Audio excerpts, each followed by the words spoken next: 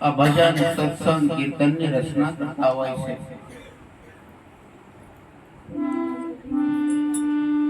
સરસ મજાનો માનવ દેહ મળ્યો છે।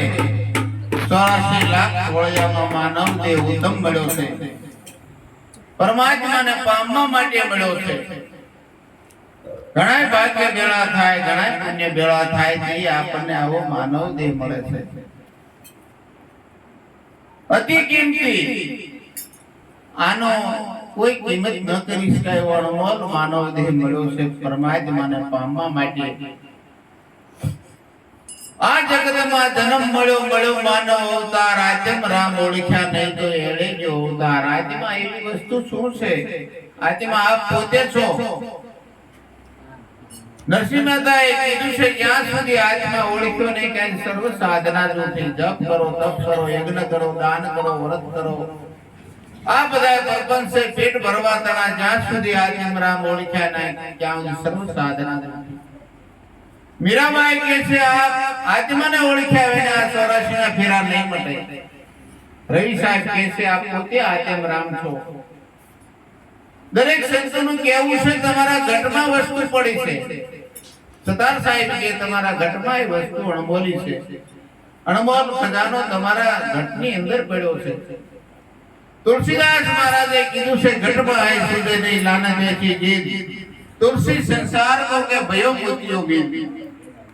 અહીં ભારતી સાહેબના ભજનમાં કીધું છે ઘડી પલ મનવા રામ નામ ભજી લે, પલ પલ તેરા જુગ જાવે, અલખ પુરુષની ઓળખ થાતા આવા ગમન ફેરા મટી જાવે। જય હો। પરમાત્મા અલગ છે, નિરંજન છે, નિરાકાર છે, શાશ્વત છે, જે કાયમ રહેવા વાળું તત્વ છે। જો આની ઓળખાણ થઈ જાય તો આ જન્મ મરણના ફેરા મટી જાય એવું છે મારા વાલા। કારણ કે આરે જગતની જૂઠી માયા બાળીને મન લલચાવે, સપના જેવું સુખ સંસારનું તમારી સાથે કાઈ નહીં આવે। જ્યાં ભૌતિક પદાર્થ છે એમાં જે તલભાર પર જગ્યા કાઈ લેવા જેવું છે નહીં। લેવા જેવું તો હરિનું નામ છે, કરવા જેવું તો સેવા છે મારા વાલા। એટલે આ સંસાર જે મહાપુરુષે આ સપના જેવો કીધો છે, તોરલે પણ કીધું છે એ જે સલ આ સપના જેવો સંસાર, આવો આપણે પ્રેમથી મળીને કોઈ પુરા સંત હોય એની હારે જઈને મળવાની વાત મહાપુરુષે કરી છે। એટલે નુગરા જન તો નામ લગાવે, સાકરને સમજણ ના આવે, કરણેના હેણા અમૃત મેલીને ઝેર ખાવે। નુગરા કોણ છે? આપણા દેહની અંદર કામ છે, ક્રોધ છે, મદ છે, મોહ છે, રાગ છે, દ્વેષ છે, આ બધા નુગરા આપણા શરીરમાં રહે છે।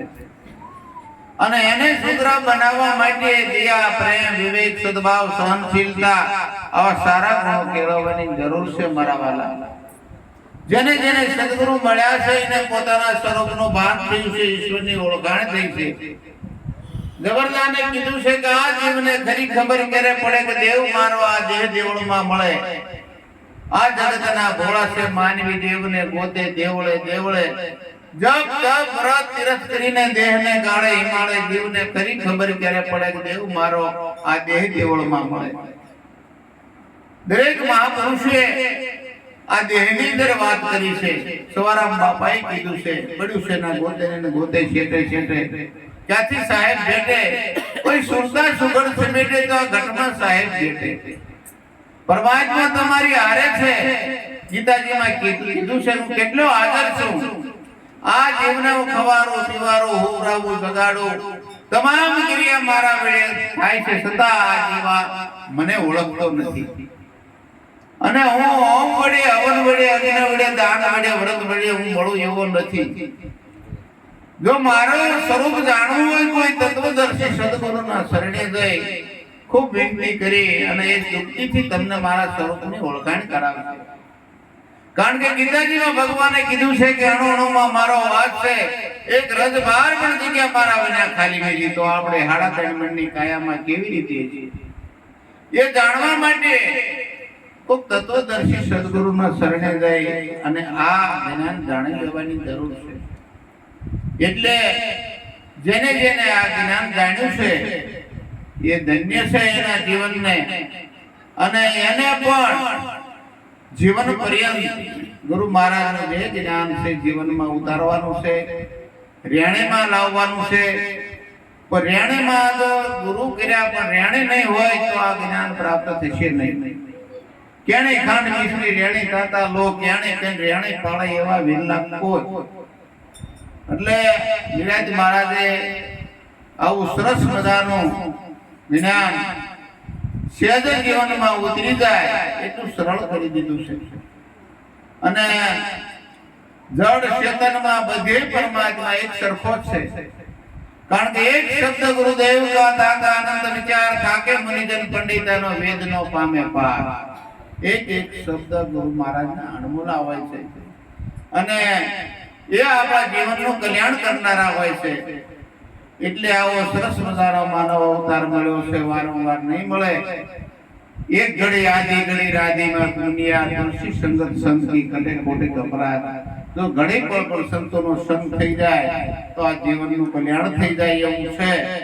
માટે વહેલી તકે જાગી જવાની જરૂર છે. દરેક મહાપુરુષો આપણને જે જે પોતાના અનુભવ છે એ વ્યક્તા ગયા છે. નિરાજ મહારાજે કીધું છે કે સુગરાનું સુખ શું વખાણું, આનંદ હતી સુગરાનું સુખ શું વખાણું. વર્તીના વેગ સર્વે કીધા છે, વેગળાનું મળ્યું છે ઠરવાનું ઠેકાણું. આઠે પર લેહ નામ સંગાતે હવે અવર ઉર્માનો આણો. વર્તી બધી બહાર ફરતી સમાઈ ગઈ છે અને ઠરવાનું ઠેકાણું મળી ગયું છે. સદગુરુ મહારાજ મળી ગયા છે. પછી કાંઈ દોડધામ કરવાની જરૂર નથી મારા વાલા. ભરવા અવતરવાનો સંશય મેળ્યો છે, મનથી મુકાયેલા જાણો. વિદેહી પણું દેહ દેશવા માતર, આપમાં આપ સમાણો. સુગરાનું સુખ શું વખાણું. માટે જીવન મુક્ત તો એને કહેવાય કે જેને નજરે દેખાય ને નાશવંત જાણ્યું છે. નાશવંતનો નેડો મેલી સત શરણાગત રહી, મૂર્ખના મનમાં ના આવે તો માને ને કહીએ. આ તો સત્ય વાત છે. અને જીવન કડવું ઔષધ ઈ તો મહાપાય તો જ રોગ મટે એવું છે. એમ કડવા શબ્દો સંત ખમે, ખુદી ખમે માં ધરતી, વાડી ખમે વનરાય. કડવા શબ્દ સંત ખમે મીર શાયરમાં ખમે. આવો સરસ મજાનો જ્ઞાન યોગ છે. જેને ન જાણ્યો હોય જાણી લેવાની જરૂર છે. માનવ જીવન કિંમતી છે. ક્યારે આ જિંદગીનો અમૂલ્ય ખજાનો ફૂટી જાય એની કોઈ ગેરંટી નથી. માટે આ તક છે, આ ફળ મળે છે, તક મળે છે, ટાણું મળ્યું છે, અવસર મળ્યો છે, ચૂકવાનો નથી. સૌને સદગુરુ મહારાજ મુક્તિના માર્ગે લઈ જાય અને પોતાની ઈચ્છા પૂરી થાય એવી પ્રભુને પ્રાર્થના. બોલો સદગુરુ મહારાજની જય.